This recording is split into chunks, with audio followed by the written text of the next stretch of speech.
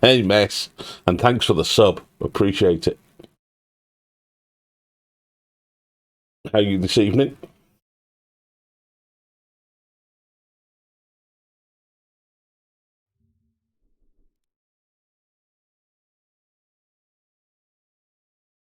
What you nervous about, mate?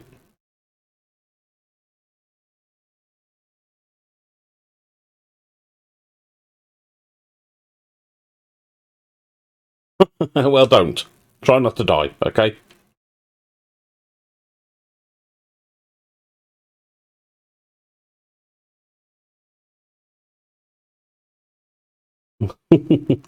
Hey, Asper. Good evening.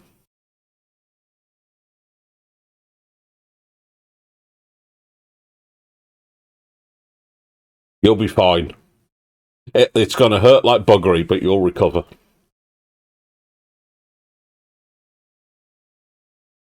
Now, I'm going to put some background music on. What we're going to have, shall we have something medieval? Sci-fi?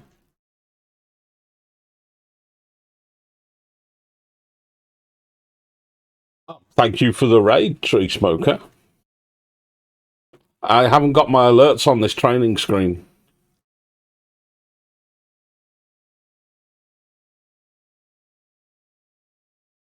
Yes, welcome. And I'm sorry there's no alert. I haven't got it switched on for this source.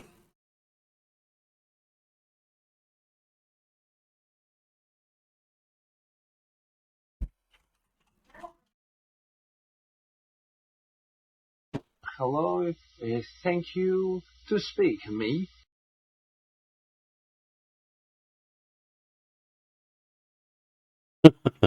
Welcome in, everyone.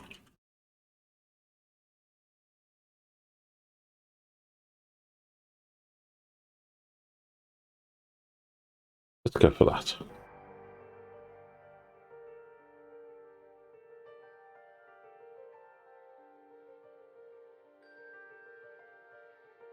There we go. Yeah. I don't know any weirdos, Darth. Unless you brought them with you.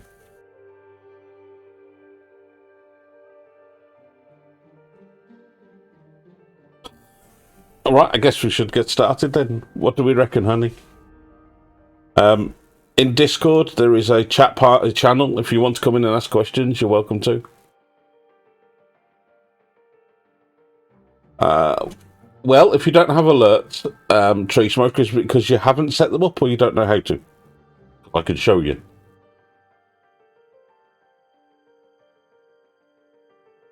It depends how basic you want me to get with this. If you have a look on the screen behind me, yeah, this is OBS. OBS Studio, obviously. And we'll be having a look at Touch Portal later as well.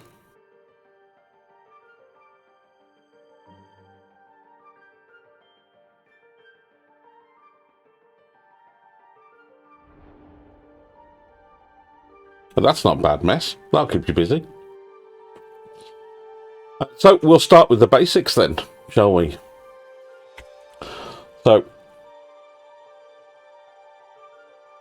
thank you everyone for joining the channel. Well, Elite Dangerous, I thought it's sci-fi, it's fair, it's instrumental. That'll do for the background music. Yeah, okay. Asper's made a valid point here. Slobs is very easy to set up, but it's also a pain in the ass when it goes wrong. So, I'll be sticking with OBS Studio in this particular tutorial. So, let's stick my face up out the corner, out the way. First of all, you'll have multiple scenes. You'll have standard ones. They're going to be start scene. These are all the standard ones, obviously. End scene. And a live scene. Most people also will have a be right back scene. That's right.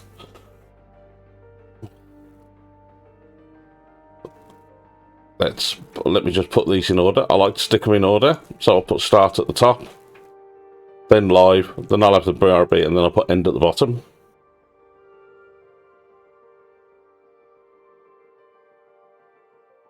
Well, this should give you what you need, Tree Smoker.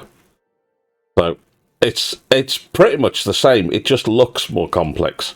It's less. What's the word? It's graphically, it's not as pretty.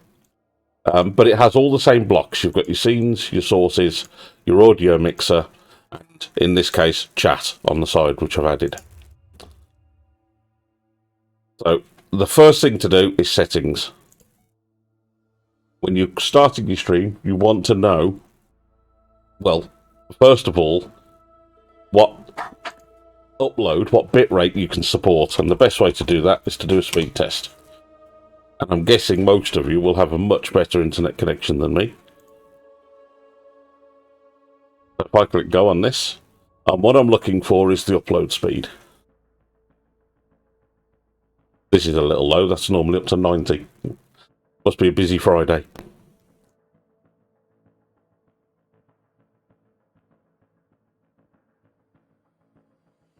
Thank you for the follow. Go on, creep up. This is going to be showing low because I'm streaming 2 different streams. I've got my stream going and I've got Dave's stream going, which is going to be using up my upload. So this would normally be sat around 18. And I can tell you, if I went onto my hardware, that I'm using about 8 of it. I know I am, because I can see that. So as long as you've got around 10 or more, it's fine to do. Very nice to meet you. 5,000 bitrate. You have to remember, if you're sharing your internet connection with anyone, if they're uploading or downloading, it will affect your stream. There's no way around that. So once you've signed in, you sign in through Twitch. When you first load OBS, it will ask you what you want to do with it, and you choose Twitch. Yeah, 5,000 is good. I use 5,000. You'll see that in a second. So once you've attached to Twitch, it will automatically assign you a server.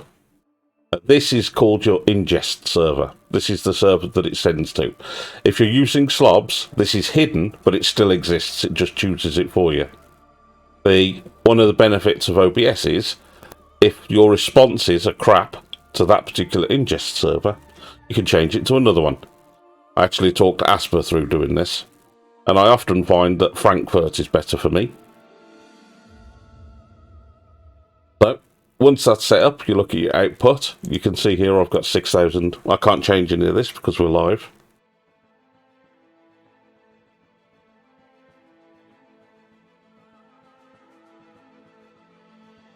Prague. There you go. See, Asper gets Prague.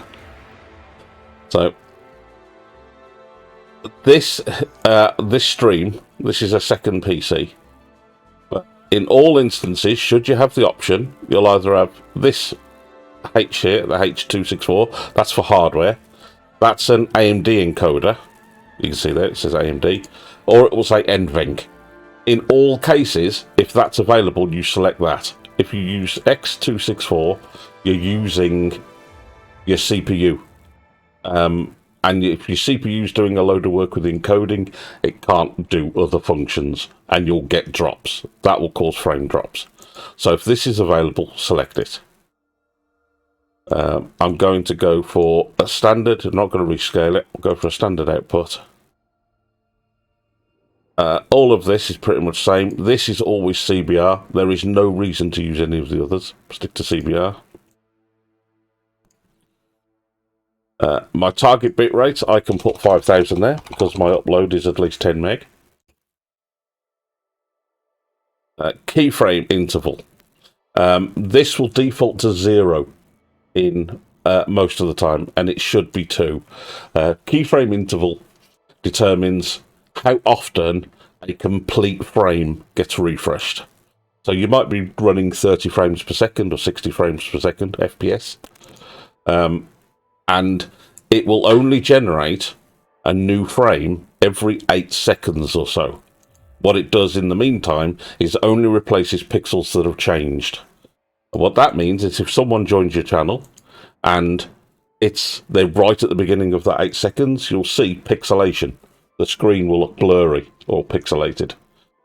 So if that's set to a 2, the most it'll ever be is 2 seconds to generate a new frame. Everything else can stay default. Audio, I'm going to leave off. And I'll show you why, because I'm going to use a nested source to add that. And video. Now, this, you'll have your base canvas. That should be set to 1080, just because it's easier to work with. It's the standard resolution for most screens. Your output should be, if you've got a decent upload, should be a 1080. And although you can run it at 60 frames per second, you can stick it to 48 or 50. It'll actually lessen the amount of traffic that you're sending up through your network, and the viewer won't notice a difference. If you're running a low-end system, or you're having to use a CPU encoder, then you want to leave your output resolution to 720 and drop this down to 30. Or even 25 if it's really bad. That should give you the smoothest video, because it's a lot better to have a lower resolution scene that's smooth than to have a high resolution that keeps buffering, because that just annoys people. So in this instance, I'm going to set it to 1080, 48. And that's it for settings. I can give you advice depending on what your setup is, on what the best options to have. But for this PC, certainly, 1080p 48 would be fine. Okay, so scenes. You should have always at least 3 scenes. You should have a start screen, you should have an end screen, and whatever your live screen is. On at least one of these scenes, you're likely to have a camera. In this instance, I'm going to add it as an image. You would add it as a video capture device. If I go to image, I'm just going to call it camera. And I have in here a picture of me. There I go. Look, it's not moving. It's just a picture. But this would be your camera. You can move this around on the screen, put it everywhere you want it. Some people like to have it here, especially when they're gaming. I know crafters tend to run them full screen when they're showing off their diamond paint. If that's the case, all you got to do is stretch it.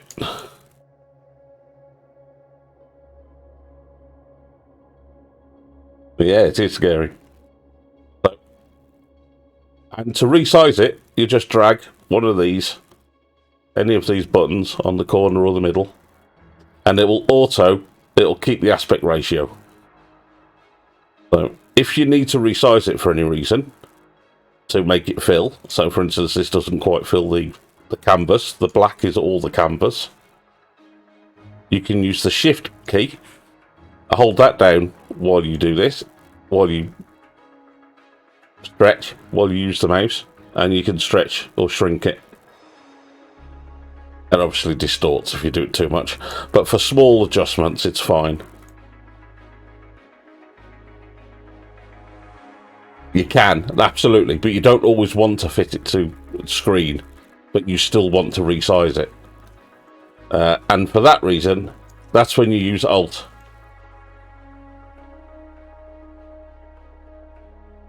It might be slobs. It might be a problem with Streamlabs.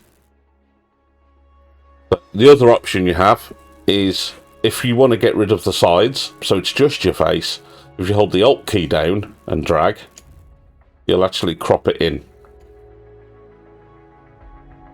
There you go. And then that can still be expanded as normal. Let go of the Alt key. And it's fairly clear from the red bar that you haven't dragged that in, and the green bars are where you've resized it, where you've cropped it.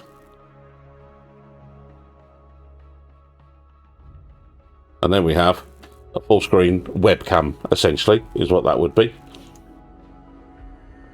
We have options to pretty this up a bit. We can add, if I go to here, I'll add, is it an image? Can't remember if I had an image or a video. Let's have a look. Okay. Cancel that. It's actually a video file that I'm using. But I want a media source. I'll just call it border.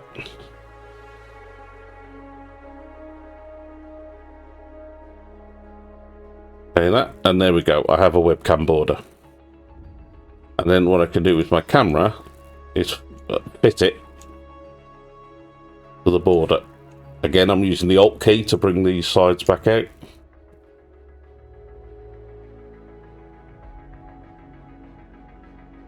Oh yes. With the border, if you're using a video, you have to tell it to loop. Otherwise it'll just stop. I put that in the middle somewhere there.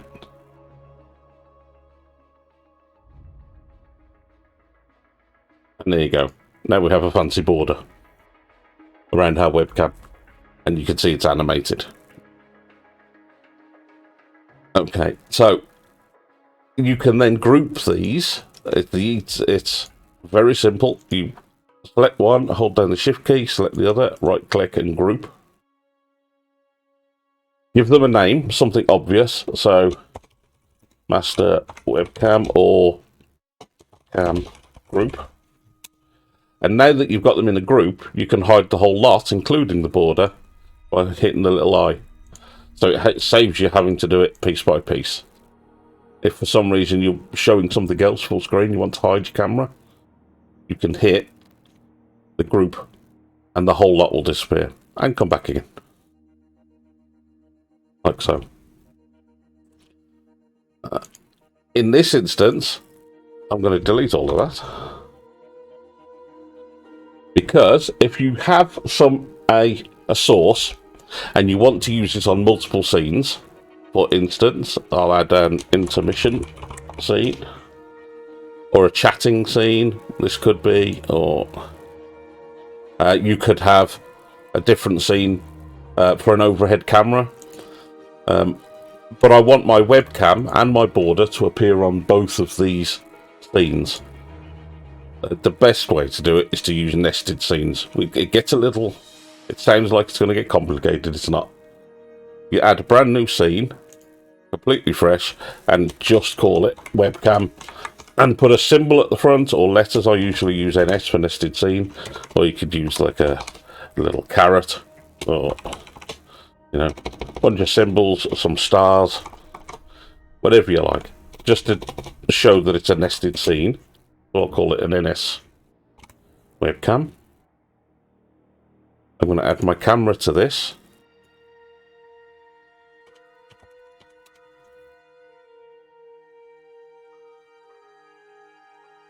There's my camera. I'm going to make it fill the canvas. I'll add my border in as well.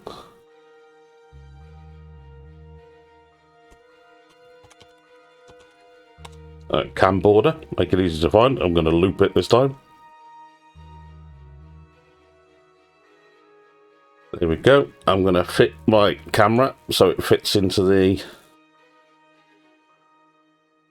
That looks like a pretty good fit. I might just crop the top a little bit. Just to bring it into these edges.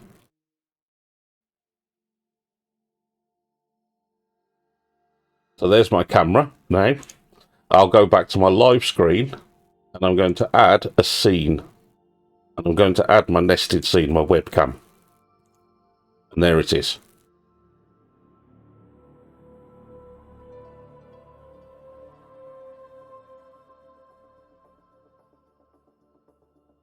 The source. Well, like I said, I did show it. You can either drag from the corners. Or do you mean this? You mean the actual...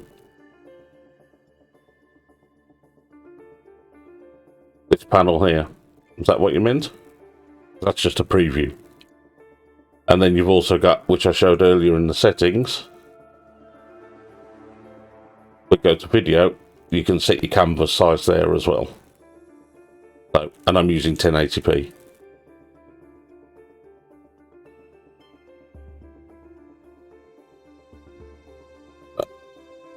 That's what I used here. This. Is this what you... I don't get what you mean, Darth. I don't know what you're after. At the moment, I want the nested scene to stay full screen, so you don't lose any resolution. But then you can resize and place wherever you like within the live screen. So I'm on the live screen now, and I've put my nested scene in, and I want my camera to be on the left here. And then on my intermission screen, I want my camera to be full screen. So I'll add the scene again, nested scene, webcam, and that's full screen. And you could have some text over this. Let's call it intermission, or just chatting, for instance. Just chatting.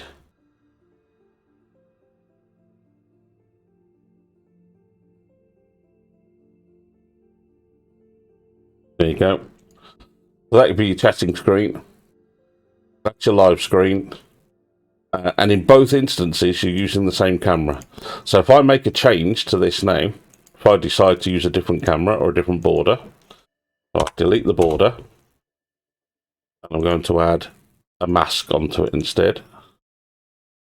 So we'll go to filters, we'll add an image mask. And an image mask just changes the shape of the border around the camera. It with a transparent layer. So if I add my mask, there you go. You can see now I'm in a lozenge, I suppose you'd call that. But if I go back to live or to intermission, it keeps the shape because I'm changing it in the main source. Anything you're going to have on more than one source or more than one scene, create it as a nested scene and then add it as a source. I'm going to do the same in this instance with audio because I didn't set it up in the main menu. I'll add a audio input capture, which in this case can be, let's have the Sound Blaster, and I'll have an output capture,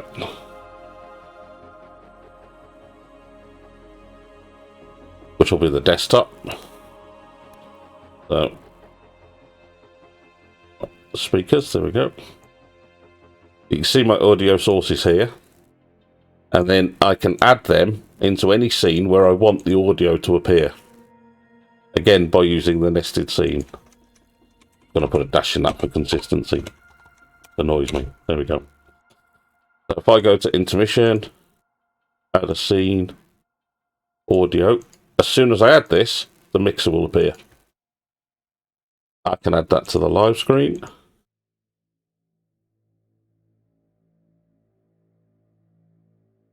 There we go. So I've got audio on my live screen. But I won't, in this instance, I won't add it to my end screen. You might just not want your microphone to be heard, or your desktop sounds to be heard when you go into your end screen. You might have music playing or something instead. So this, because you've got it as a nested scene, you can choose to only put the audio on scenes where you want it. If you add it to a standard setting in audio, you set one of these to an audio source, that audio source will appear everywhere and will be heard everywhere.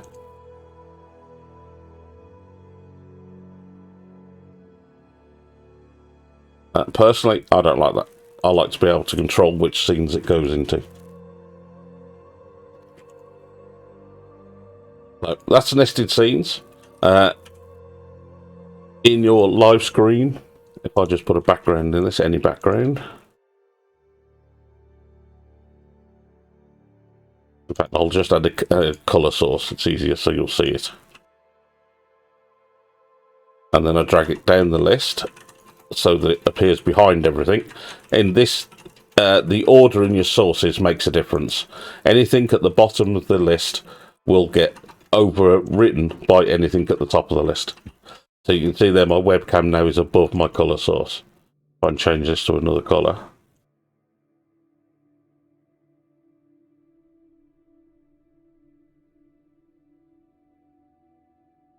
Exactly. That's exactly what... If I go to my Be Right Back screen, I don't have to add audio here at all. I could add a media source. Call it music. And I could find an MP3 file of some sort. I'll do it so you can see. If I go to my main streaming,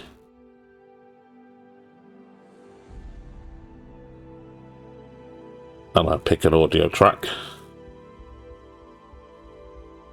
and loop it. There. Now you won't be able to hear this because I'm showing this on a different screen, so you won't see the audio from this, but you can see the audio is playing. I'll reduce it down so it's not so loud. There we go. So now, if I go to my live screen, music disappears. But my normal audio is there. If I go to intermission, my normal audio is there. If I go to Be Right Back, it takes away my audio and plays music instead.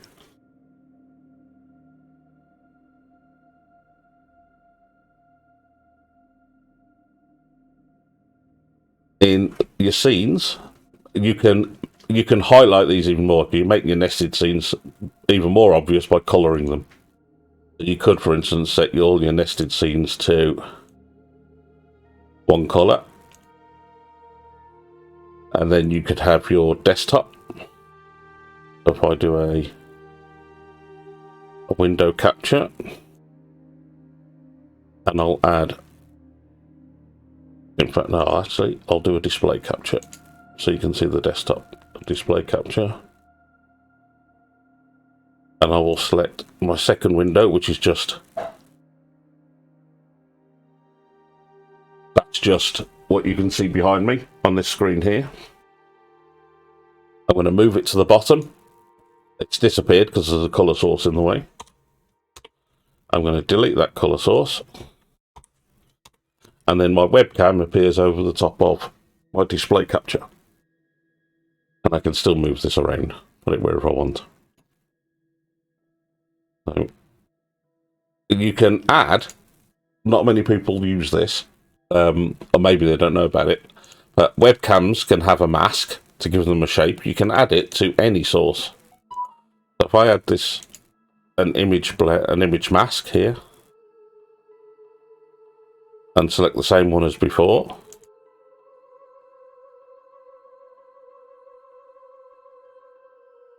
I've applied the same mask to the desktop image. If I hide the cam, you'll see it. So it's got a black background. And if I add another colour source, again, just to display it, just to show it off.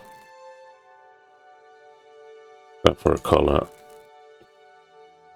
and put it at the bottom. You can now see the shape of my display. It does cut off some information, obviously. I'm missing a corner here.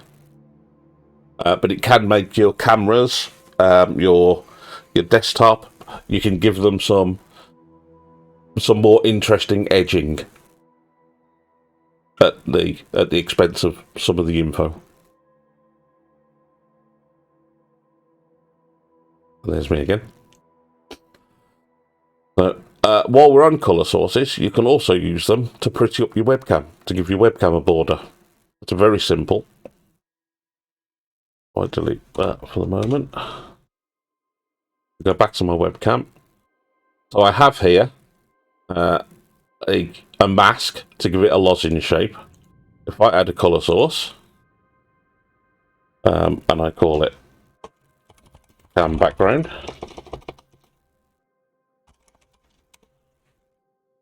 I'll pick a colour. Let's go with yellow, why not? Like so. I'm going to put it below the camera, and then I'm going to add the same mask to the cam background because I want it to be the same shape.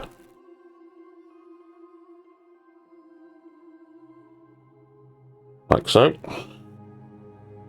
And now I have a yellow border, and you can resize that by resizing the source. So I can make it a little bit smaller so it's not as blatant.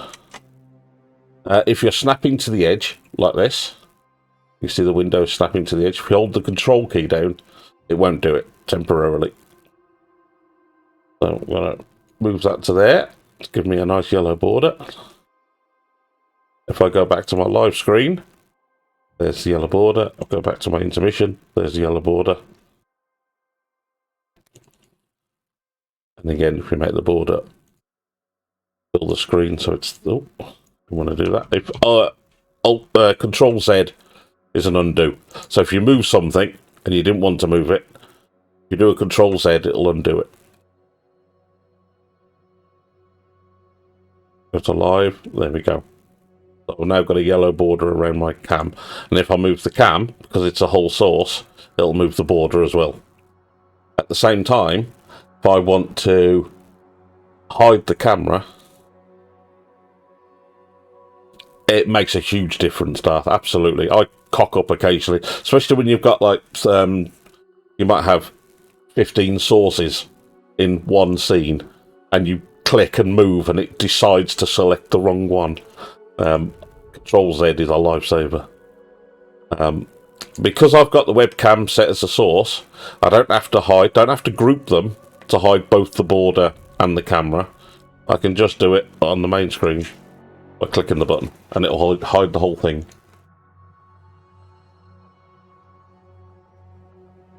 So I just noticed my camera's in the way. Let me move that. Let's go down to the corner. There we go. So here we have our camera. You can move it around wherever you want. You've got your background, which could be a game in this instance, with your camera over the top.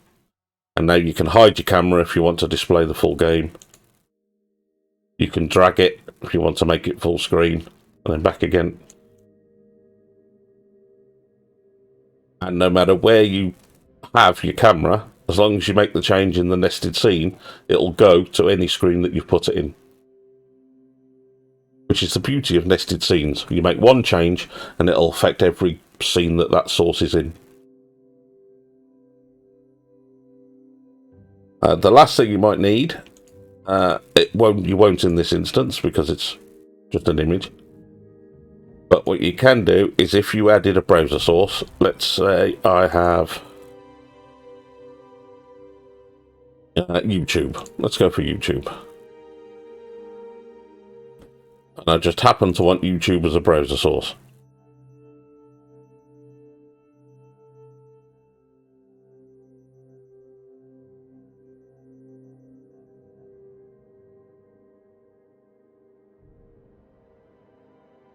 If it does it but you're not using nested scenes, you probably have done a copy paste and used reference instead of duplicate. Because if you make the change in one place, it'll change it in the other. But that also is detrimental because if you resize it, it'll resize on all the sources. Whereas if you use it as a nested scene, you can resize it on one and it won't affect the other.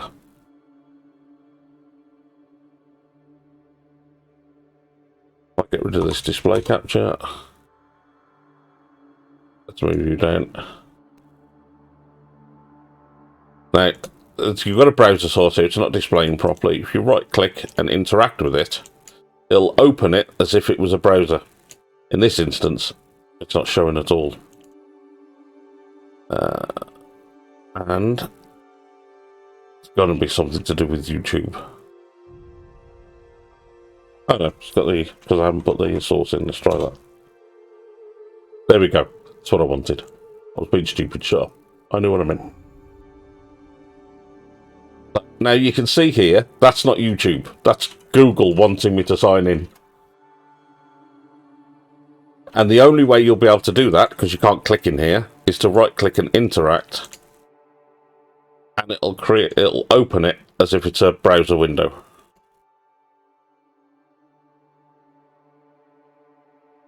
I don't want to do that. Let's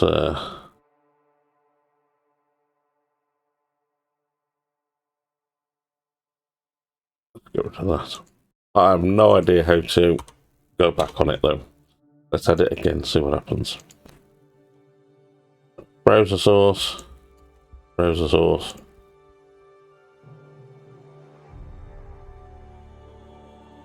Right click, interact. Accept, that's what I wanted. And there you go, we're on YouTube.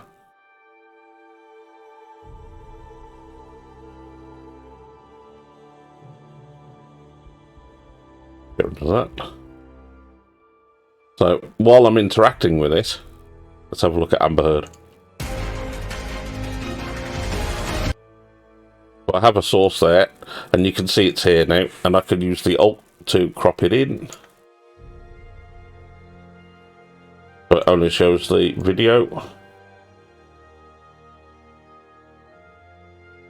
I can full screen that if I want to. And then drop it below my camera. And now if I interact with it again and set it going, I'm going to mute it and set it going. We can now watch the video together while we're critiquing it.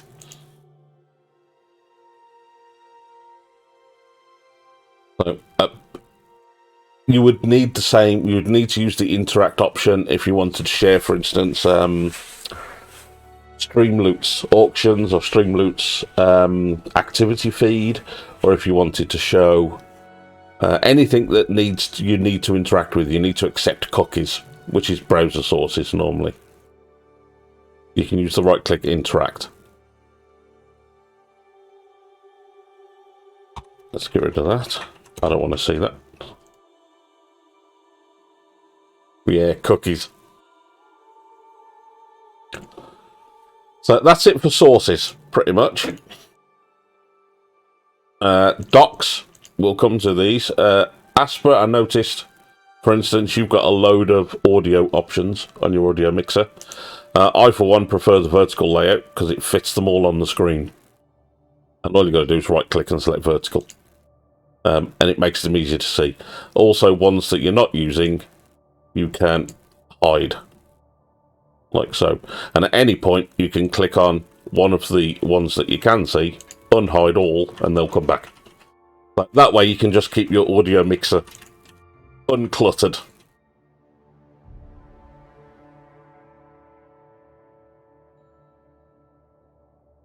Okay. I'll tell you what, Lady B, I'll move my cam so you can see.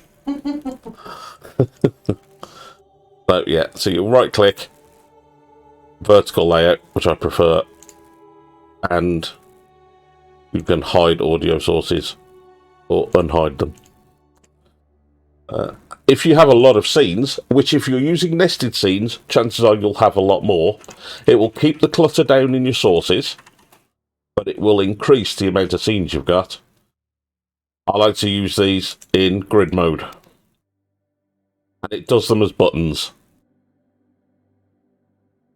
I find that easier to see, because you can flick between them easier.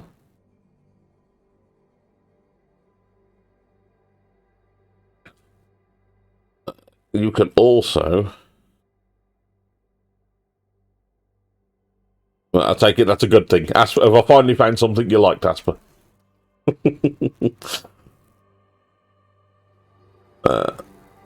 One of the docs that you should always have is stats. You should always have this, and you should always have it docked, because this information here is important. This will tell you whether you're dropping frames or not. And it will point towards where you're dropping frames. So you should always have your stats open. If you need to do a test, or you want to do a test stream, but you don't want it to go live so people can't see you, then if you go back into settings, you go to your stream, and this is where you can select your different servers. So if I select Frankfurt, and I select Enable Bandwidth Test Mode, what that does is it will stream to the ingest server, but the ingest server won't send it on. so nobody will be able to see that it's live. So if I click start streaming, that gave me a warning that I'm in bandwidth test. I'm now streaming to Twitch, and I can see whether I'm dropping frames. I'll be able to see what my CPU usage is. I'll be able to check my frame rates. Everything seems to be working fine. And I'm not live. People can't go and see my stream. That is pretty stable. That's pretty decent. I've missed 4 frames out of 83,440.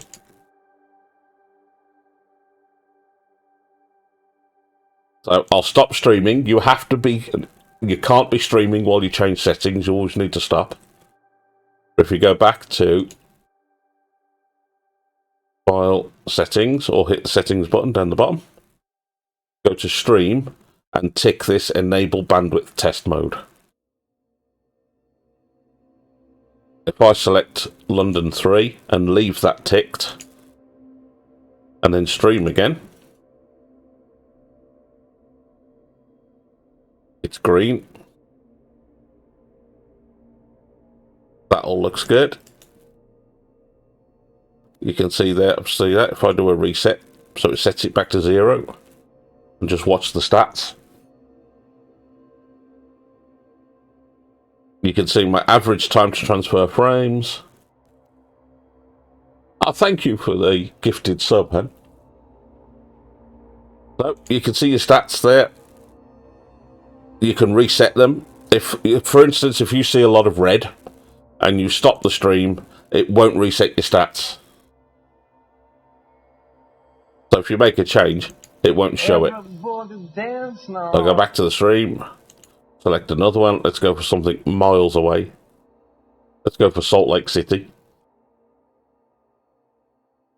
And start streaming.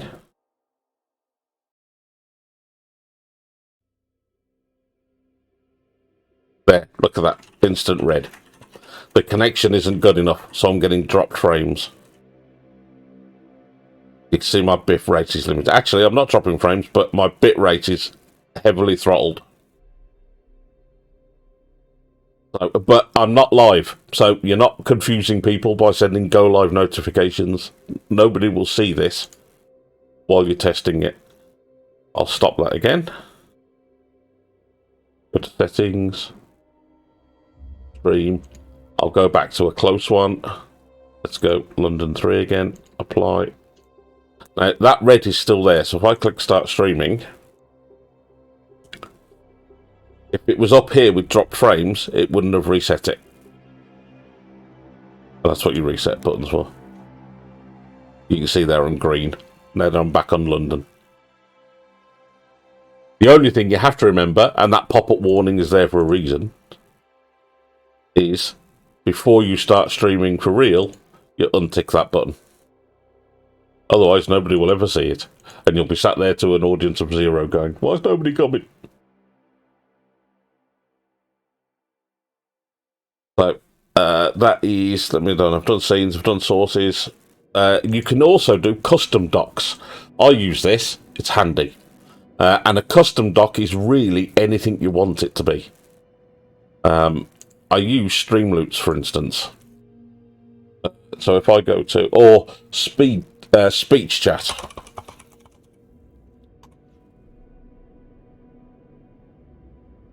Yes, they do. Although laptops tend to, unless it's a really good gaming laptop, they tend to not be able to run some of the higher settings. But if you're running a laptop and you know what the specs are, I can tell you what settings to run at that'll be optimal for you. I'm going to just connect to this. And allow it. Speech chat is the application that you're hearing the text come back on. It's my text-to-speech software. You'd force this to connect to Twitch.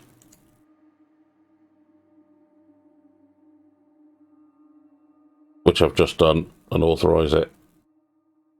So that's connected. You can see there it's connected successfully to Twitch. What I want to do with this is I want to see this in OBS. I don't want to have a second window for it. So if I go to copy this URL, close that down,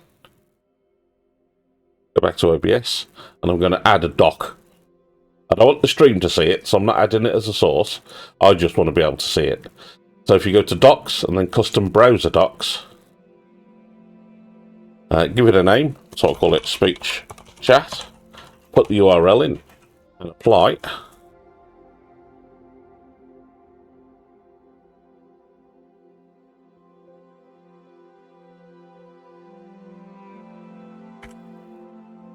There we go, I'm back in the corner. So here is your, and I'm going to just dock it on the side of the screen. It allows me to sign, I can't be asked to do that. But you'll sign in, and the speech chat that you saw in the browser window here,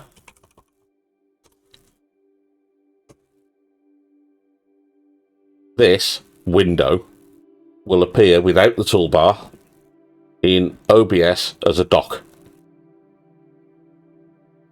Which means when you've got OBS, if you're running 2 monitors, which most people do, you'll have your stream or OBS open on one screen and whatever you're doing on the other screen. You can still keep an eye on your speech chat. Another way of using it, and if you close that, if you get rid of that doc, so you're not viewing it, it's still there in your custom docs. You can add it again. So if I go again to, this time let's go to stream loots. Or you potentially could do this with Stream Raiders. Although Stream Raiders is a game, isn't it? But you could put the web page on.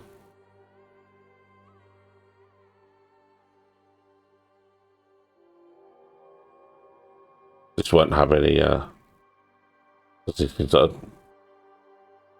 a Twitch account I don't use for anything.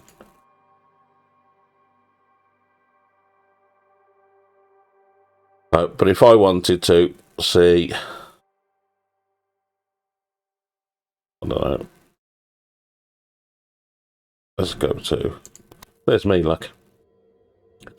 Down on the left, normally you would have, go to create a dashboard. That'll do. I'm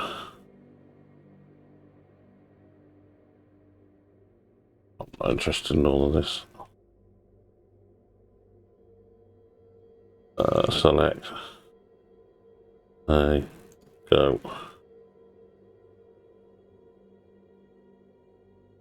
You wouldn't normally need to do this. I just want to get to this screen here. Oh wait. So there's your activity feed. There's nothing in there because this has never used it. But again, I want to show the activity feed in OBS so that I can see the stream loots without having to have it as a separate window. Custom doc, stream loots activity, paste the URL in with activity feed, apply that.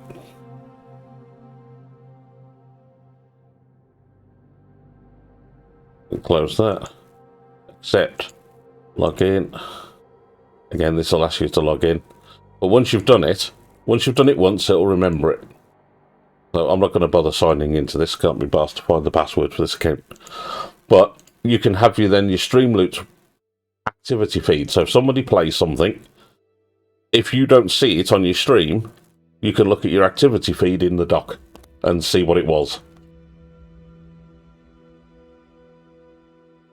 So that's custom docs. Are we all happy? All good?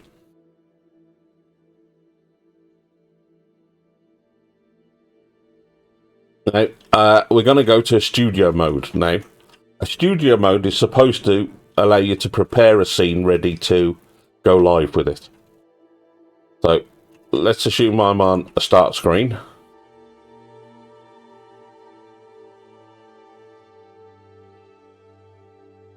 I figured you would. So, I'm just going to put start.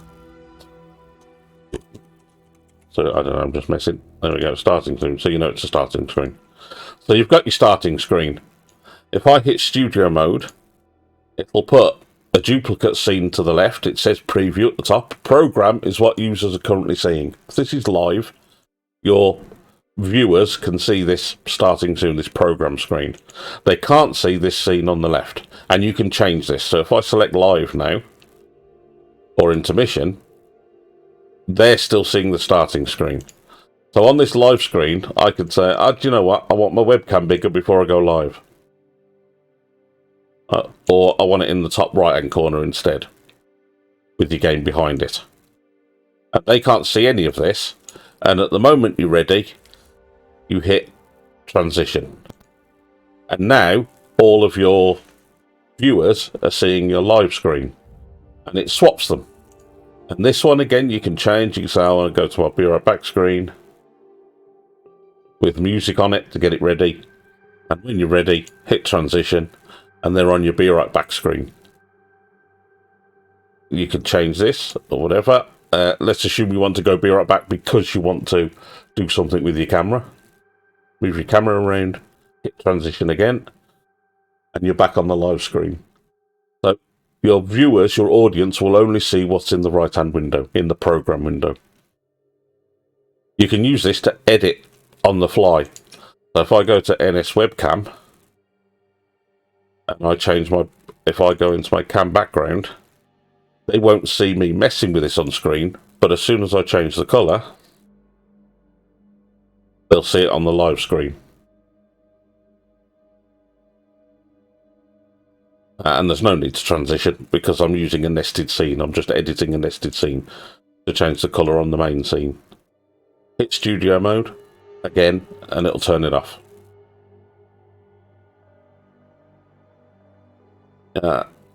When it comes to transitions, you can have what's called stingers. You can add them. You can add new ones. It's got a bunch of built-in ones. Or you can import them as well.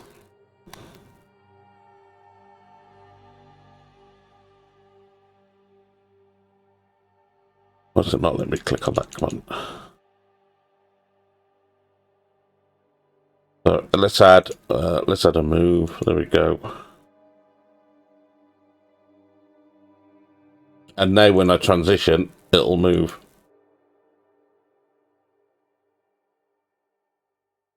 There we go. And if I go back to fade, then as I change, it'll go back to the fade transition. And this is where you'd add any custom stingers you've got. Like Lady B's custom paint splat that I had made for her. That's a custom stinger, a transition. Audio, I've shown you different audio channels, how to add them to different sources. So I think that's it for OBS, unless anybody's got any questions. No? Okay, in that case, we'll move on to Touch Portal, and I'll show you how to control all of this with a phone. So we have our start screen. We've got a few screens here, so we know what's going on with them. Alright, so this is Touch Portal. It's a Windows app that ties into either a Google Play app or an Apple Store app. The free version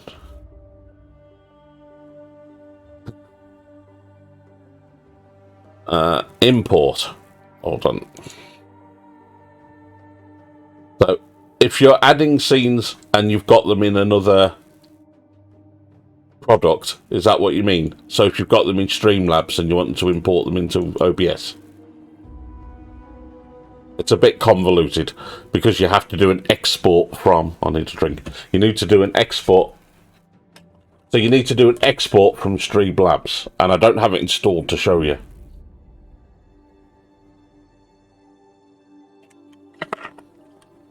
But if you've got Streamlabs installed and you install OBS Studio to the same machine and you go to import, it will automatically try to find Slob's SLOBS, Streamlabs OBS sources, and it will show them in a list of themes, your profiles.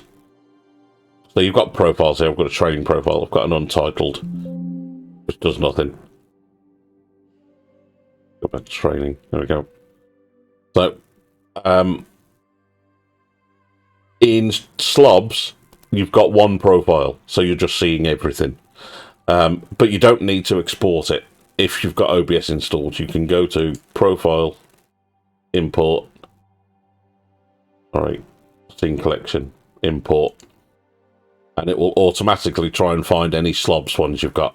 If you're using, for instance, Vector, and you've got a Vector start screen, a Vector end screen, Vector's a theme, it will show as Vector, and you just select it.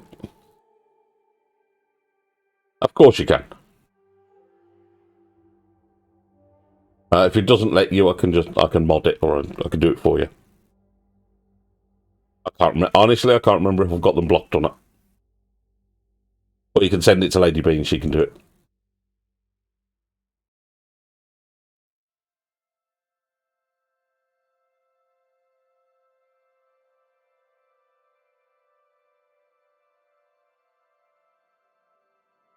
Yeah.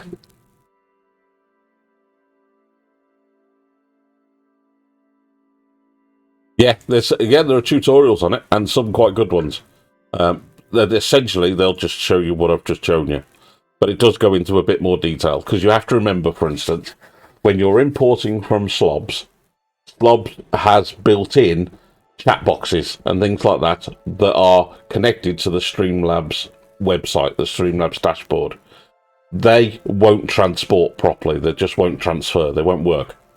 So it'll copy over things like your backgrounds, your stingers, text, your webcam sources, your audio source. It'll copy all of that across, but anything that you added through Slobs that comes from Slobs, like chat boxes, follower goals, alerts, they won't work when you import them. You need to delete them and re-add them in OBS Studio.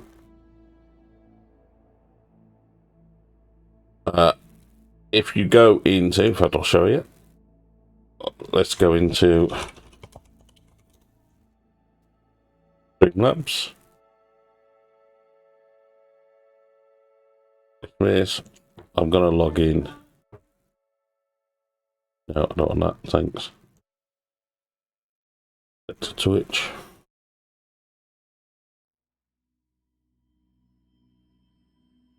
When you log into, don't want that. Don't want that. Go away.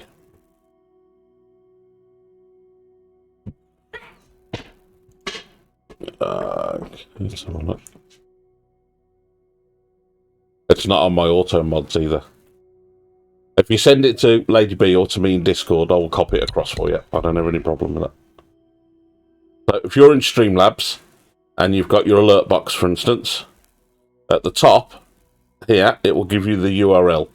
You copy that, go back to OBS, add as a browser source,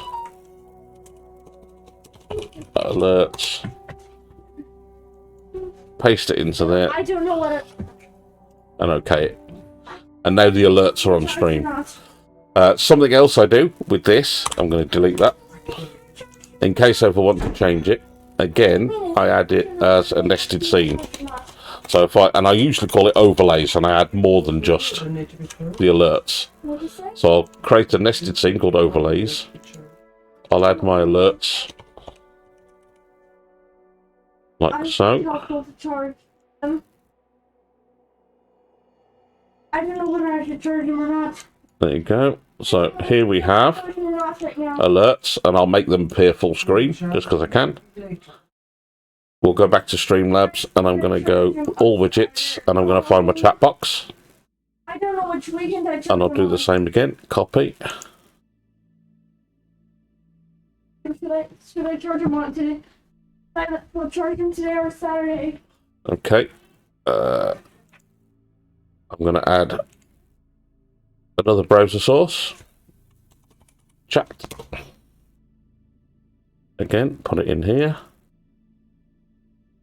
Okay, that. And just so you can see it, there's your chat box. The quick brown box. You see.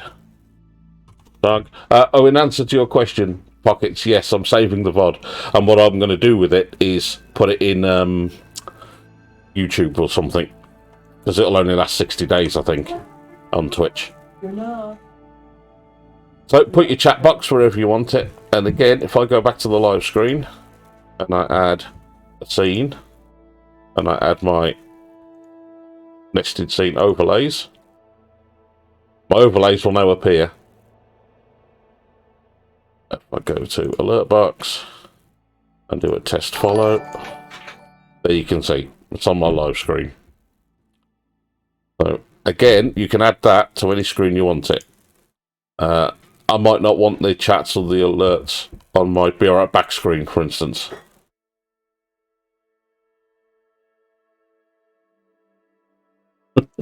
No problem, Tina. Yeah, I'll be saving it because I've already gone through most of OBS.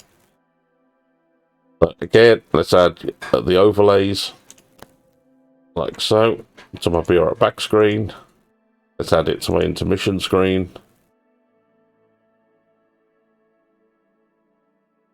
Scene overlays. So that's all now on these screens. And it'll appear where I put it in the overlays at the moment because I haven't resized it. So on the intermission screen, I might want my camera to be the right one. Cam. That's it. Further down. There we go. So that it doesn't interfere with text.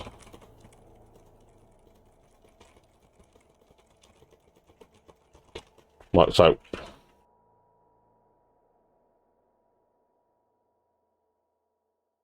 There, for example. So, but I don't want the chat and the alerts to appear on my start or end screen.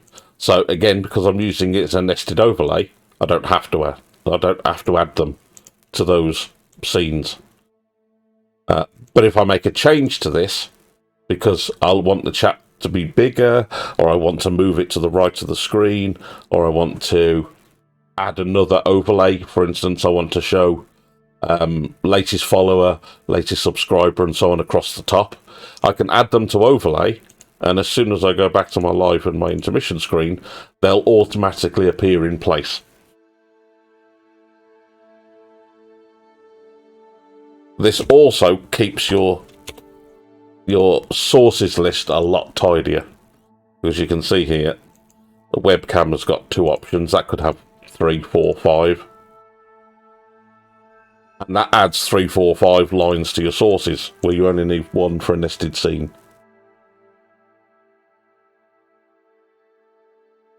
Keeps everything nice and tidy. So now that we've got OBS set up,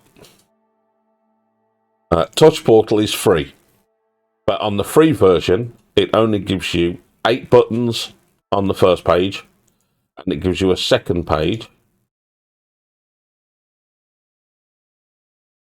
or base, I think it is. It's been a while since I've done it.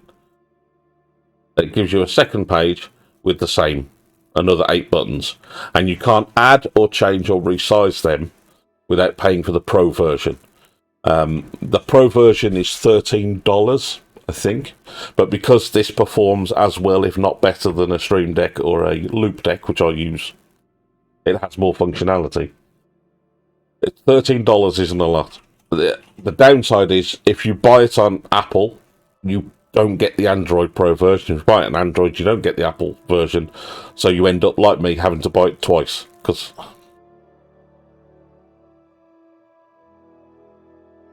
Yeah, any Android device. In fact, it's not even restricted to tablets and phones. There are some laptops that run Android. It will work on them as well. So you can even run it. It's getting a bit messy now, but you can even run it through the Android developer app that's available on the PC as well. But that's neither here nor there. So I have an Android tablet to my left, which is what I'm controlling Dave's stream using Touch Portal. And then I've got an iPad in front of me, which is what I normally control mine with. but that's currently connected to this one. So, and why would you have this? The simplest option is when you create a button, it has OBS and Twitch functions built in. If I go to OBS, the most common one being set, where is it? Set recording state. I'm like there, set recording state. And I can set it to toggle. And I can go live. And just so that it stands out a bit, I'm going to give it just a background color. Save. So there we have a button, live. If I click that, if I press that, OBS will go live. I'm just going to make sure I'm still in bandwidth mode. There we go. So now, I'm in Touch Portal.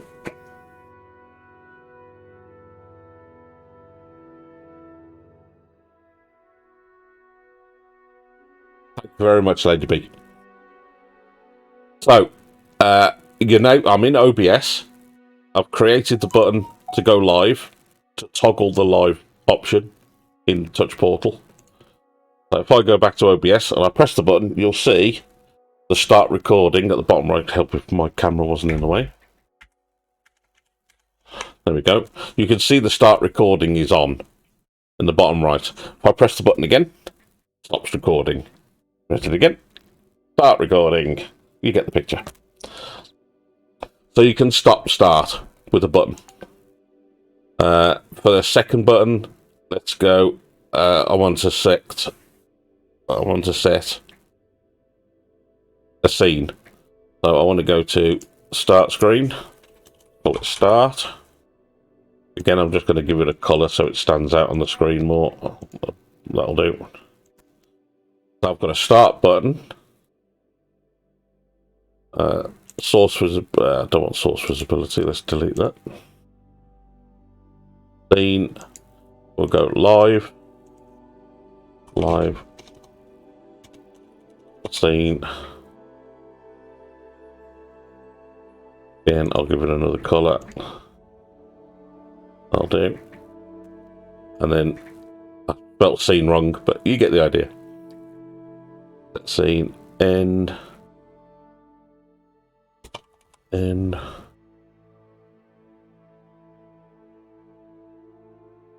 give it another color. There we go. It's very cool. It's very colourful. And that was going to bug me. So now I've got a start, a live scene, and an end button. And if I go back to OBS, I hit the live button, and we're now live. Hit the start button. We're on the starting screen. I go to live screen. I go to the ending screen, and then turn it off by hitting the live button again. So that's it. That's the most simple functionality within Touch Portal. The first time you load it up, if you tell it you're a streamer, it actually puts those buttons in by default. They're not this colour. They don't look like this, but they do this. You also, once you've added, if we go into our settings, here we go, and Twitch, if you click, you'll need these tokens. So,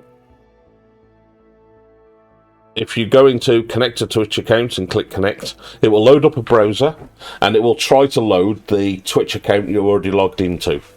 And assuming you authorize it, it will then give you a token, an access to token. You copy that into this box. Then you do the same with request. Again, it will open the browser, auto log into your Twitch account, ask you to authorize it, and then give you a token. And then you copy the chat token into this box, and then save it. And now you can access Twitch using a button. So if I go to the Twitch section, which is down here, and I do send a chat message, and I go, for instance, exclamation mark Discord, call it Discord alert. Again, we'll give it a color, something like that will do. You can see the button here, Discord alert. And then if I go back to OBS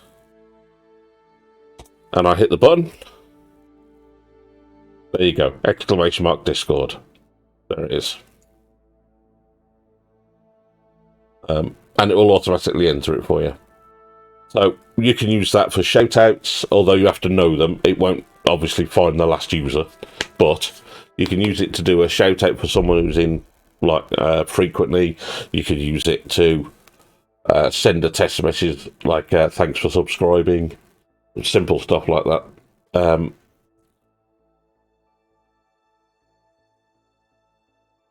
You can also set, for instance, a standard button that will play an ad or will clear the chat, so you can have an emergency button that... Let's have a look. There is a section, I believe, to switch to followers only chat. There it is. Or subscribers only. And you can stack these. So if I put emergency on this button, and I put switch to subscribers only chat, and clear the chat, and give it a nice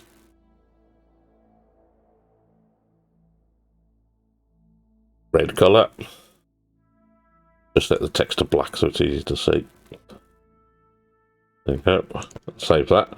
And now have an emergency button.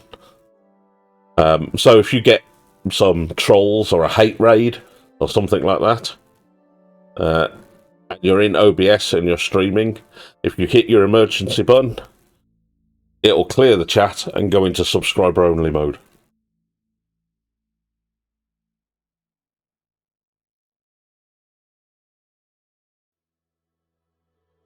And just because I can't be asked to make an extra button for it, I'm just going to change it to turn that off again.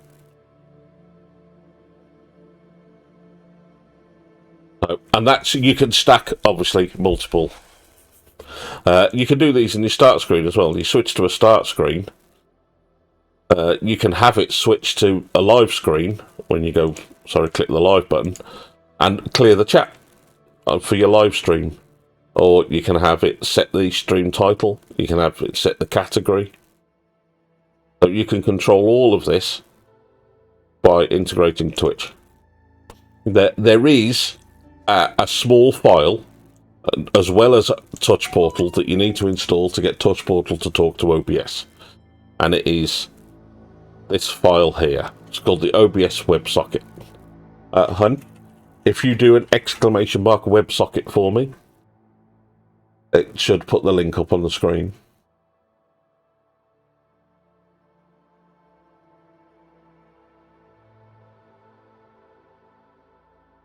And I think it needs to be an exclamation mark. Yeah, no, 2 won't work either. So that's the link to it. You have to install this. It's a tiny file, but all it does is allow OBS and Touch Portal to talk to each other. If I go into OBS and go to Tools, you can see there that's where it's installed. The first time you install it, this is important actually, I should have thought of this, and you connect it to OBS, it will have a blank password in OBS. But the actual OBS WebSocket will default to a random password. So you have to untick the enable authentication for it to connect. Otherwise you'll get errors. So if I've got that selected, it won't help. Technically, if you have it unpassworded, people can get onto your stream, but they could only do it if they're on your local network. So I don't see that as being a threat. If they're in your network, chances are they're not there to change your scene in OBS.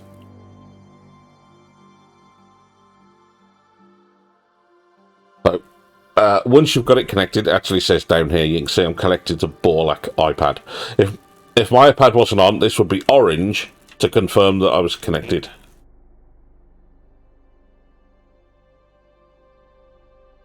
Absolutely. And I'll add it. I will add the VOD to YouTube, and you'll be able to ask questions on that as well. Okay, so touch portal. You can also do advanced commands. Is my camera in the way? Do I need to move it again? Let's go down bottom right. There we go. So, again, if we click here, you can do more advanced commands by finding the last follower, for instance. But this involves using these options across the top: values, events, and flows. Flows you would use if you have a set of commands like this, but want to use it on multiple buttons. You could also, so unless you're doing something like I did with Dave, where I had goodbye, or sup homie as a response, but I wanted it as a response to multiple different chat messages, I created it as a flow and then added multiple events. But right now, let's say we want to thank someone for following. We're going to need a value. We need to store that information somewhere. So I'm just going to call this follower, and I'm going to name it follower. This is important. You'll need to remember this. Follower. Save it. It's currently got no value. There's nothing in it. And now that I've added it, I want to do an event, which is on new follower. And in the events list, it's actually an option under Twitch. So you scroll down to Twitch, on new follower. So when you get a new follower, it carries out these actions. So the first thing I want to do is find a value. We've got that value up here. We've got a value called follower. We need to put some information in that field so it knows who the follower was. So if I do a set value, and I want to set the value to follower here, which is the value I've just set. And if you click the little plus and go to Twitch, followers, last follower, it'll populate the command for it. And then you need to decide, you need an action to do something with it. So I'm going to add a Twitch message. Send a tap message, and I'm going to say, thank you for following. And then I want to put their name, so I have to use dollar. Twice, that's right. Curly brackets, dollar curly brackets, value, dot, and then whatever you called that value, so follower. Close brackets. Thank you for following. And I can put some exclamation marks at the end. There we go. So I save that. Now, if this, and it's not going to work live, but if this channel now got a new follower, it would automatically trigger this event. So if I copy that,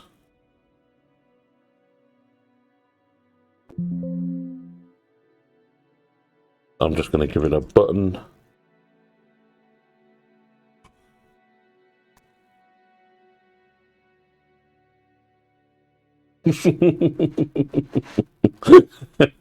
It's because I'm going to have to explain this now. Our old friend Beeve, who used to be a streamer, used to think we had a joke that most of the people on Twitch were twats, and we ended up calling it Twatch, and we even got merch made up with Twatch written on it. In fact, I have somewhere here. Oh, maybe I know it's here somewhere.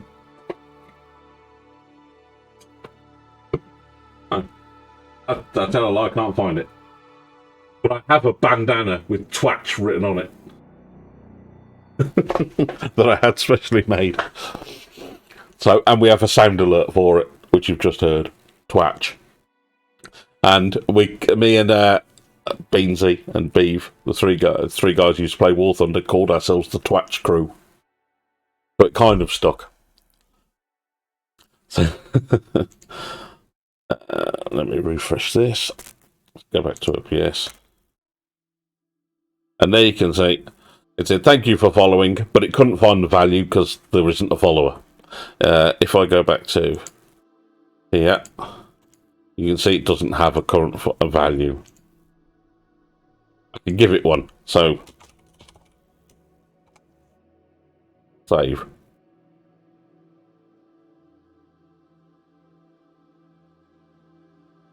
And that would say, oh, there you go. Thanks. It's the wrong way around. So, thank you for following. I'll save that. Go back to OBS. I don't know if it saved the value or not. No, it didn't save the value. I mean, it'd help if I put it correctly. Hold on. That is supposed to be an exclamation mark, not a full stop. Pro streamer. There you go, that's picking it up properly now. So, and that is, you can have that automated. I cancel that. I'm going to delete that button because you've got an event. So as long as you've got Touch Portal open and it has a connection to OBS and you've got the Touch Portal open on your tablet or phone, events will auto trigger. This, for instance, is what in Dave's stream, when Darth decides to type sardine upside down, he gets a custom response because I built it as an event. It looks for a value. It follows. It takes the event and looks for chat. Looks for an update in chat. You can as well. You can get more creative with the buttons by using if-then-else statements. That's just standard programming terminology. If I go to logic and I go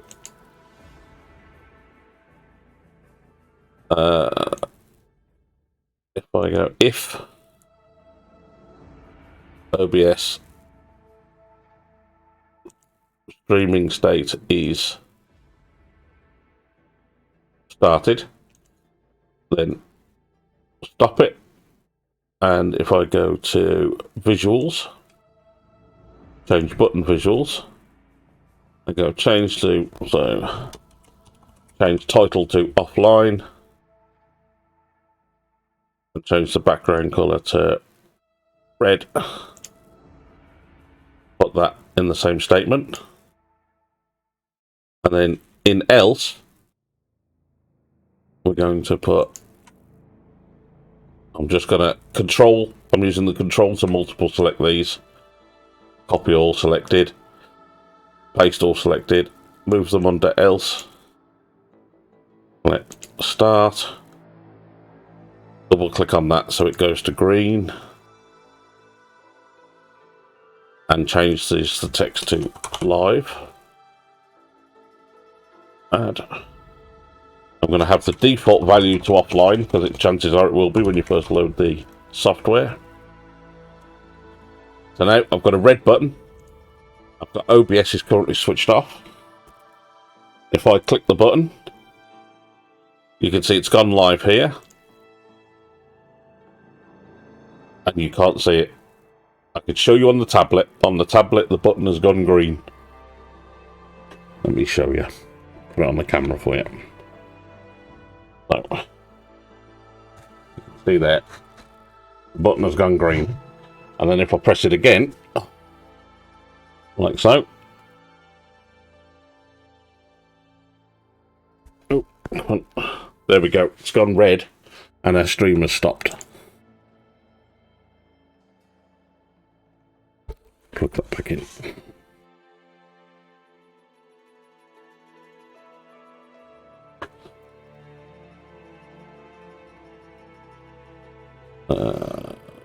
Where's OBS? There it is. It didn't stop. Wonder why. Because I've still got it set to up. 5.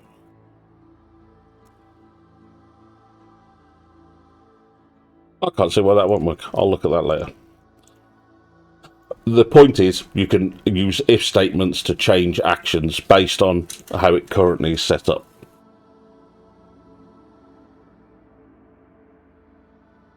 I can do this with a toggle, actually. You can do it with another value that says live or not live. So there's a couple of ways you can do it. And you can set it as an event. So you could even have your channel go live at a set time, or you could have it go live. You could have your stream end when somebody subscribes, if you really wanted to. Other options you've got, you can do on... Here we go. We have on-channel points redeemed. This is how you get to change Dave's scenes automatically. If you go into on chat message event, this is how Dave knows how to respond when you say hello Dave. Because you do a chat message event and you put hello Dave, and then you add a response, send a chat message. Hi there. Call it hello. And it doesn't matter that we're in obviously a different channel completely. If I go hello Dave, it don't work. Just to spite me. Wonder if OBS is disconnected. Let me relaunch it.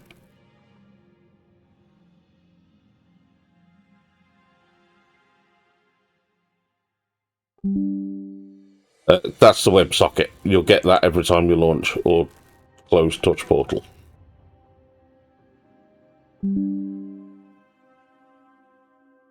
There we go. So we've got an event.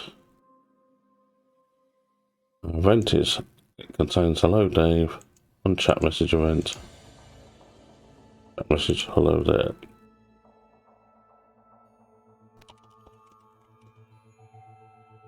I wonder if it's because we're not live. Could be.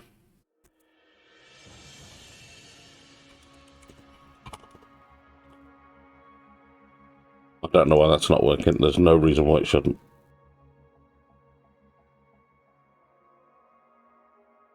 We're going to have to scrap this bit of the tutorial. That went well. I can tell you it works because I can show you on Dave's screen. But for some reason, it's not working on this one, and I can't figure out why without digging into it. So, that's OBS. That's Touch Portal. You can add multiple events to it. In a nutshell, with a lot of coding, you can make it do a lot more than a... Oh look, Lady B's just testing in Dave's channel. So that's working fine. And it's set up exactly the same way. And I don't think I've got anything left to talk about. So, unless we've got any questions that aren't revolving about why that didn't work then. The event's not working.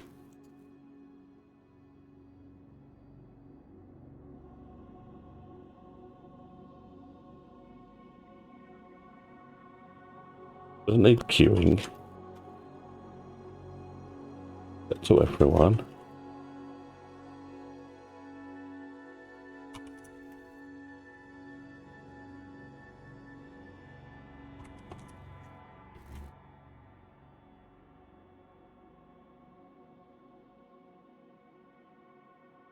You know this is going to bug the crap out of me now.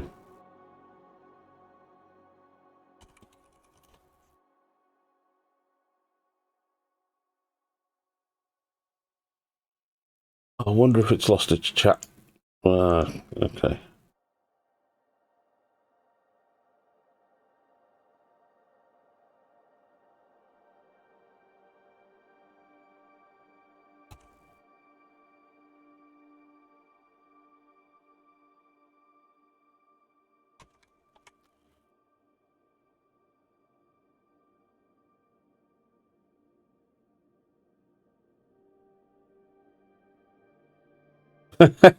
Right at the end. Just as I'm looking at a bunch of logging.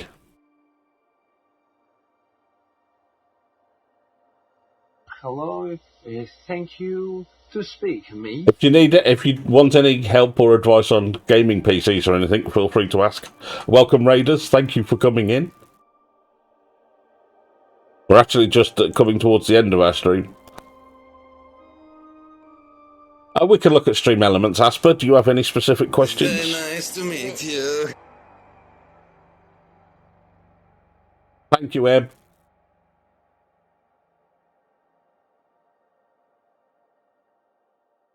I'm trying to figure out at the moment, because I was showing people how to use Touch Portal and it's not working.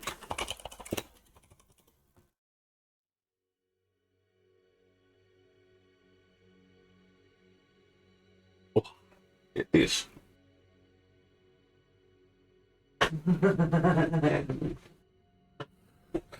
Oh, you got credit roll. Lady B's got one of them. Chances are, did it ever work, Asper?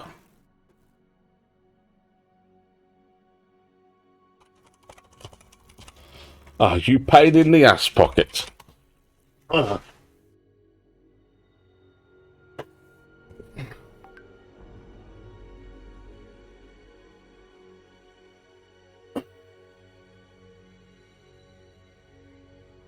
Oh. You're making me sweat. Look, full screen. Oh, incidentally, you see how I'm moving the camera around? I can show you how to do that for a bonus. It's an advanced OBS function using a plugin, but I can show you how to do that as well if you want.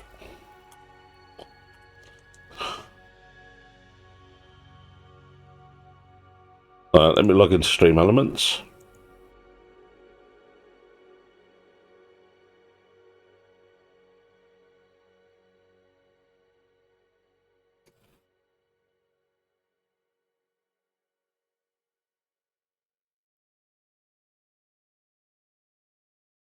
So, is it a widget?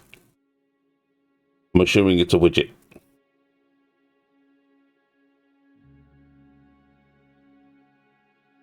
Credit roll.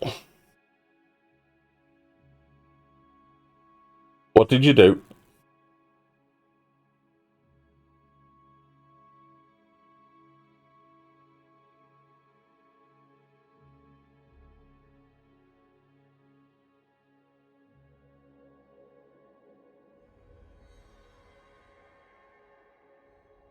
You resize your text in here.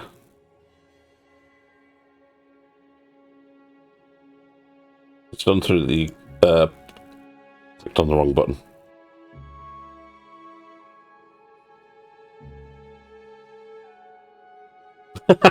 Okay. Of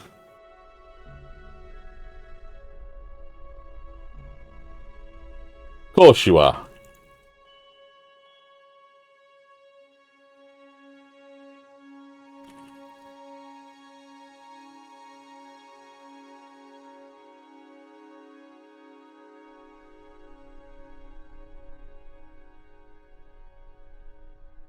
Oh, so the title's resized, but the text doesn't. But you can physically resize the source.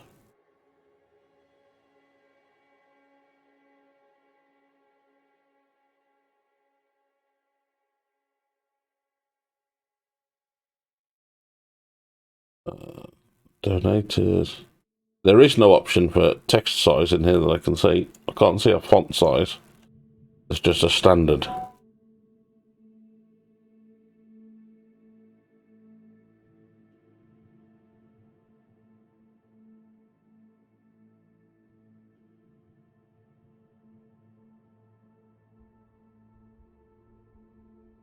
It's not something I've used before, but it's definitely something I can have a dig in.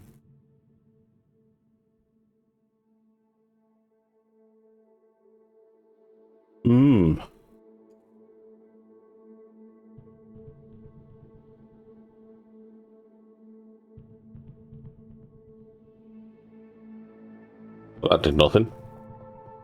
I'll have a look at it for you, Asper. I'll have a dig.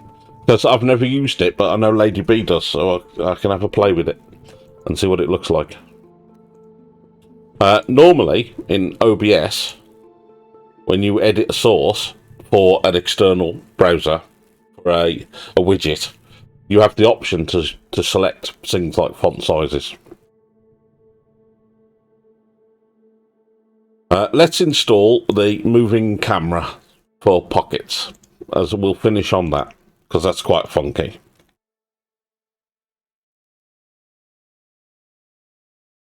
There is an add-on, and I think I've got it here ready, called Move Transition. Hunt, if you do an exclamation mark move, I think it is. I think there's a link for it. It could be move scene.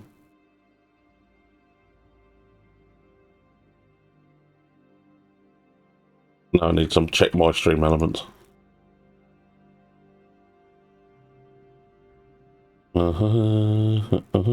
Chatbot. Commands. Move source, sorry, because the program is called move source. So if you do move source, all one word. Yeah, shush. So this is the link you'll need, Pockets. These OBS projects. So it will take you to this move transition, this plugin. You download it. You'll want the Windows installer, which is the zip file at the top. Open it up. It will ask you to say, well, it'll try to prevent you, but if you click respond and run anyway. Install it. Finish.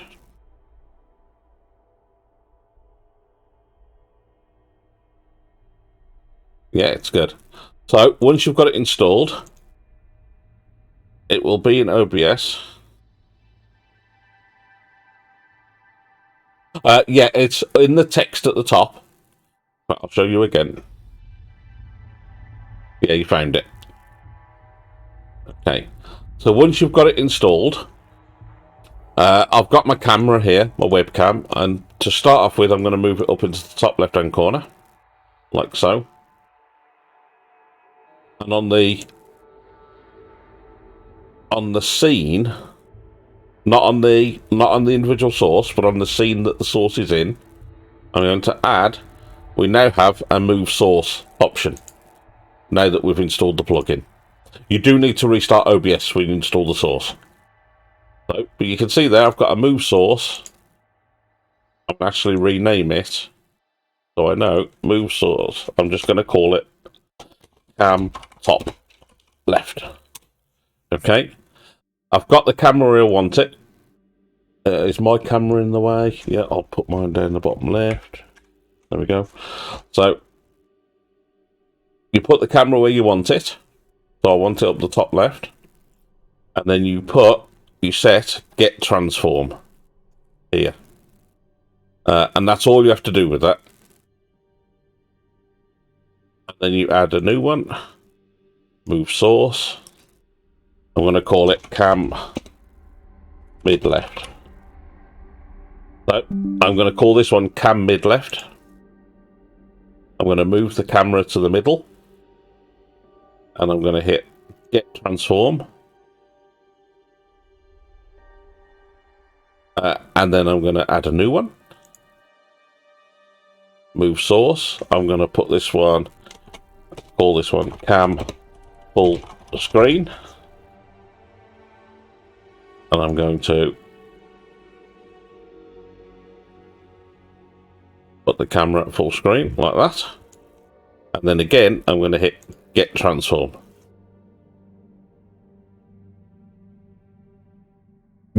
Once you've installed the plugin, you have to close down OBS properly and reopen it. And you also have to make sure you're not right-clicking on... You have to make sure you're not right-clicking on a source and going filter.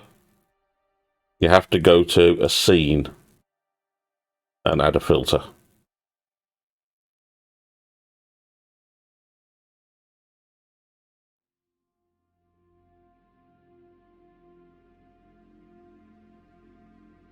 So now I've got my camera full screen. Yeah, OBS might not be closing properly.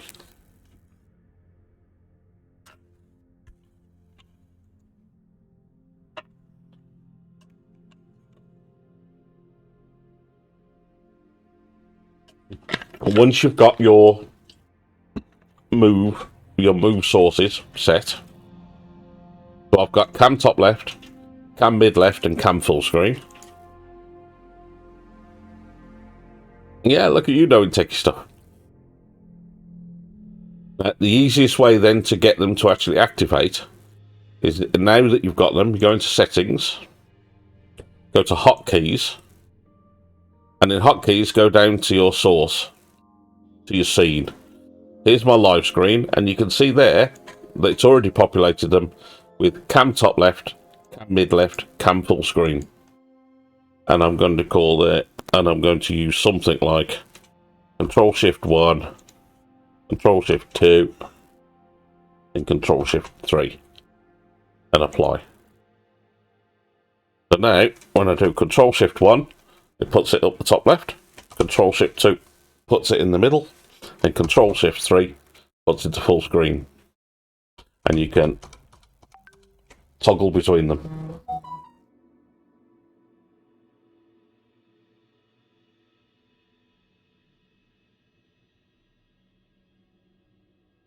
The only way you can use the Stream Deck for it is if the Stream Deck allows you to do keyboard.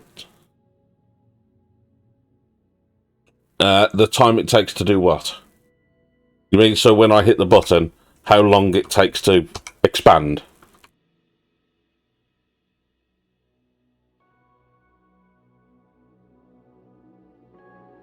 So in here, you have... In here, you have to do it for each one, but in here, the top option is custom duration, and you just set the duration to whatever you want. The default is 3 seconds. Sorry, 0.3 seconds. So if I change this one, if I change them all, actually, I go to that, go to that, I go to that, and now I've set them all to 3 seconds. This will go... Oh, very slow.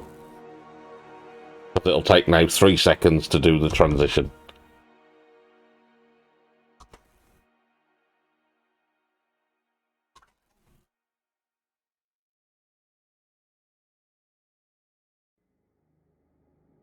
Filters. I think that's a bit too slow. So let's set them to 1 second. And then we go 3, 2. So that's quite smooth, you see, and not too fast. And that's how you do move transitions. Ta-da! And I think we'll finish on that note. I think that's almost 2 hours. Apart from waffling with Touch Portal with it not working for me properly. That didn't go too bad.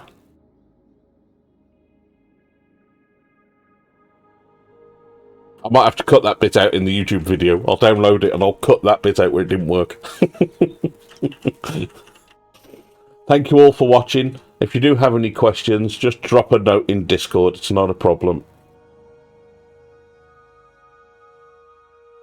And Tree Smoker, if you're still watching, if you want me to go through your settings with you, I will. You just need to ask.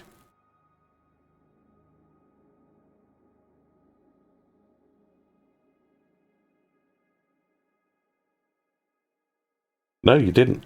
Makes a change. So, thank you all. Ciao. Mwah.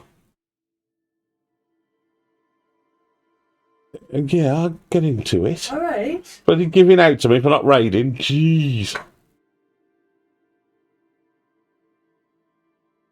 Now, I don't have anybody on my list to raid, so you either have to suggest someone or it'll be Dave the Rock. So who are we going for? We're raiding someone or we're going for Dave the Rock? I'm talking to anybody who's listening. Giving me attitude. I'm live, you know. I've got a live stream, you know. Me. Getting you that t-shirt.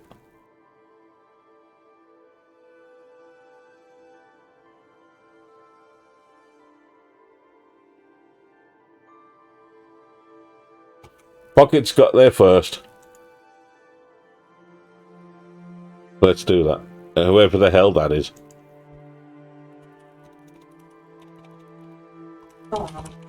What was that? Hang on. Lady B did an "oh," so that means something. Oh, is it Mama Jules' birthday? Oh, then, no, we're doing Mama Jules then.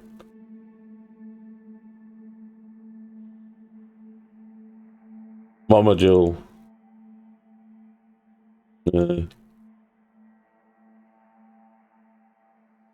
Put it in chat, will you? Is it just Mama Jewel? Oh yeah, that's one hell of a name. Spoony Advocate. Okay. Alright. That's what we're doing then. Brady's going. So thank you all for watching. I appreciate it. I'm going to go to the end screen just so I can tidy off the VOD. And then I'll hit the button. Thank you all for watching. Any questions? Give us a shout.